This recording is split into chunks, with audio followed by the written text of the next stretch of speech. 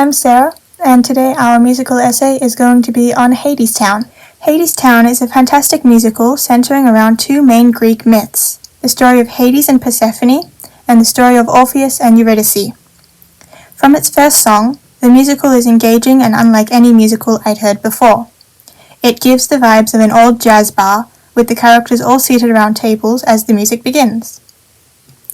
Our main cast includes Hermes, the host of the musical, telling the stories and leading the plot, Orpheus, the poor boy musician working on a song and looked after by Hermes, Eurydice, the hungry girl who Orpheus takes a liking to, Hades, king of Hadestown, Persephone, queen of the underworld who just wants to party, and the Fates, always singing in the back of our minds. Each of these characters have their own stories in the musical, but the focus is on two couples, Orpheus and Eurydice, and Hades and Persephone. Let's look at Orpheus and Eurydice. Orpheus is the son of a muse, with a lilting voice and hesitant manner. He isn't too confident in his actions, but he knows he needs to write a song that will make the world sing again. He falls in love with Eurydice, marries her, then travels to the underworld to rescue her. Some of his best songs include all three versions of Epic, the story of Hades and Persephone that fixes the problems in the world, Wait for Me, my personal favorite pairing of songs because they're so full of determination, and If It's True, Orpheus' song of hopelessness after being beaten up in the underworld, where he decides that if he can't save Eurydice, then he should just give up. When he goes down to rescue Eurydice, Hades gives him a deal. He can leave with his wife, but only if they walk single file, and Orpheus doesn't turn back to check that she's there. Unfortunately, our ball of very little confidence begins to doubt that Eurydice would follow him out of Hadestown, as demonstrated in the song Doubt Comes In. He begins to question his own ability, and just as they reach the exit, he turns around. In the final line, being Orpheus and Eurydice saying each other's names, it's so heartbreaking because Eurydice sings his name the same way he sang hers when they first met. Then she gets pulled back, leaving the musician alone. Eurydice is essentially a wanderer. She goes wherever the wind takes her, but is never truly satisfied until she meets Orpheus. After they get married, a storm comes in, and the couple begin to feel the effects of cold and hunger. And when Hades makes Eurydice a deal, she accepts, albeit reluctantly. Her best songs include Gone I'm Gone and Flowers. She sings to Orpheus as she heads into the underworld, telling him that she loves him, but she can't ignore her hunger. When she gets into Hadestown and signs her life away, she begins to realize that maybe this isn't what she wanted, but it's too late. In Flowers, she sings about the only thing she can remember, the red flower that Orpheus gave her the first time they met. She remembers the color of the flower and the blooms that they laid down on their wedding day, and she dimly remembers someone holding the flower. The song is beautiful to listen to, but holds a lot of sorrow, because we can see that Eurydice, despite her regret, has resigned herself to her fate. When Orpheus appears to take her home, Eurydice suddenly remembers everything, and the couple try their hardest to return home. Hades and Persephone have almost the same story, but somewhere along the line, Hades began to care more about his world than his wife, and Persephone got bored of Hades. The king of the underworld is essentially Orpheus' opposite, with a deeper voice and confidence in all that he does. However, his weakness is Persephone, and his love for her. Persephone is a young woman, married to a man that lives underground.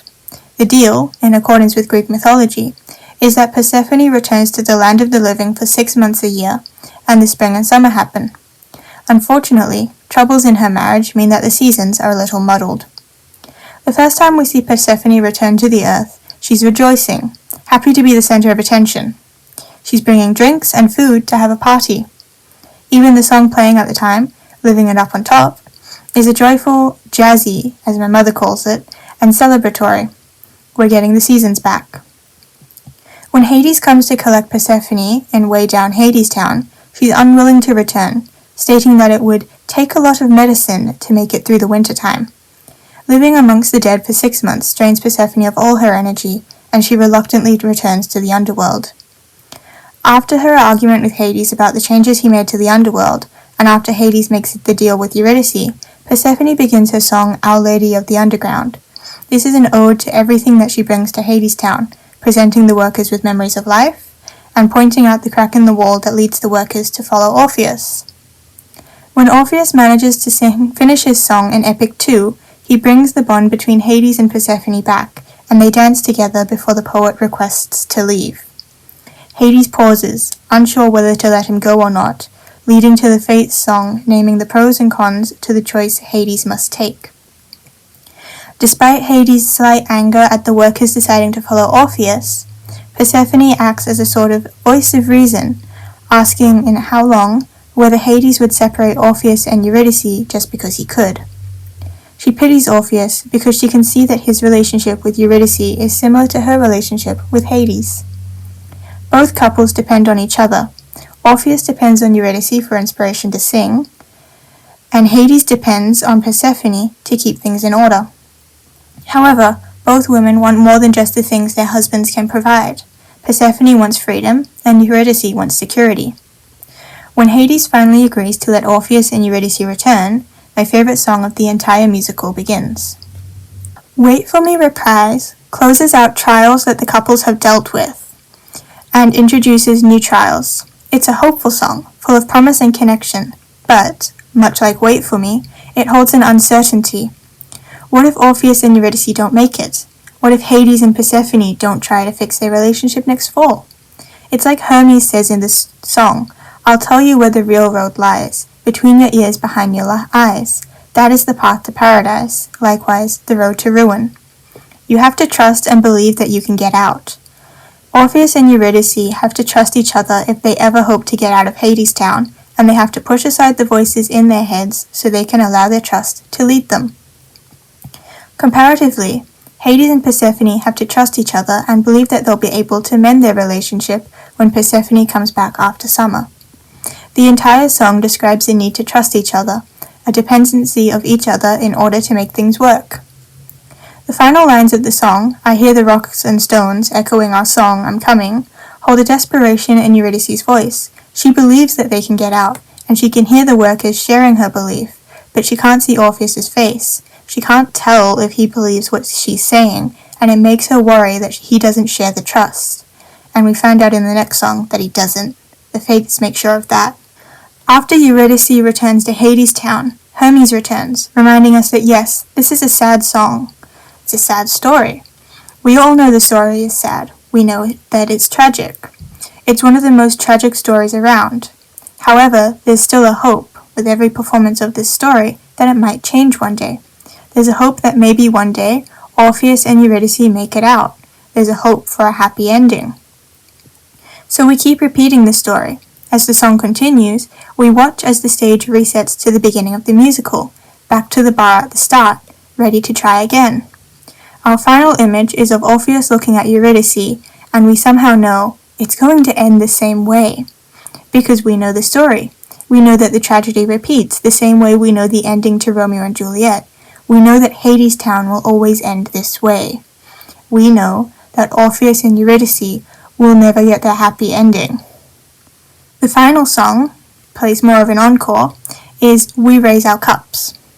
In this song, Persephone and Eurydice come to the land of the living to celebrate spring, and they make a toast to everyone that has been lost, including Orpheus, wherever he is now. It's a sobering song, recognizing everything that's been lost in the journey to this point, but looking forward to whatever comes next. I think it's the perfect ending to this musical. One thing I loved most about from the stage performance, which I watched a bootleg of, was the rotating stage that sank down or rose up. It worked for the Wait For Me reprise section of the musical, and it also worked really well every time someone went down into or rose up from Hadestown. After Eurydice was taken back to Hadestown, the stage rose back up, and all you could see was the flower that Orpheus had given her. If there was ever a musical I wanted a professional recording of, it would be Hadestown. I want to see a professionally recorded film of the stage performance, preferably with the original Broadway cast, solely for the utilization of the stage. The way the stage adds to the impact of the musical is hard to describe in words, but just trust me. You want to see how that stage adds to the performance. Hadestown is such a beautiful musical, and if I ever got to see it in real theatres, I'd probably be the happiest person in the world. There is not enough time to write about this musical. I spent almost a month trying to write this. And there aren't enough words to describe how much I love the soundtrack. I even crocheted a replica of the flower as a tribute to the musical because I love it so much. Have I talked about Hadestown too much? Probably. Will I stop talking about Hadestown? Never. My friend Perp was talking about this musical and it made me interested in it. So I went and I listened to it and I loved it. So then I messaged my friend Perp and I'm like, hey, you know a lot about Greek mythology. Could you tell me about the story of Orpheus and Eurydice? And they did. My name is Sarah, or Booky, depending on how you know me. I love musicals, I love to sew, and I love to crochet. And I will hopefully be documenting everything about that, including lifestyle, on this channel. If you enjoy those sorts of things, be sure to subscribe, give this video a like, and follow me on social media, which I've linked in the description below, if you're going to miss me between uploads. I also have a Ko-fi, where I will post updates and progress of my sewing projects. So be sure to support me over there. It's free, unless you would like a monthly review, in which case that's just $5 a month. Thank you so much for watching this video, and I'll see you in the next one.